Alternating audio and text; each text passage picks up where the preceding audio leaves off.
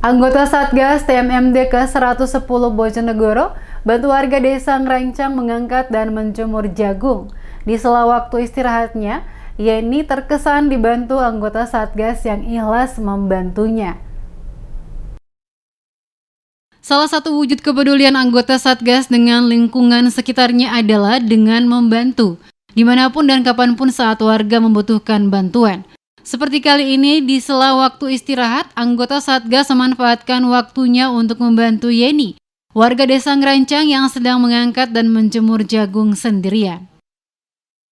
Membantu Mbak Yeni menjemur jagung hasil panen. Ya, terima kasih buat Pak TNI udah membantu gotong jagung sambil menjemur jagung. Alhamdulillah senang banget.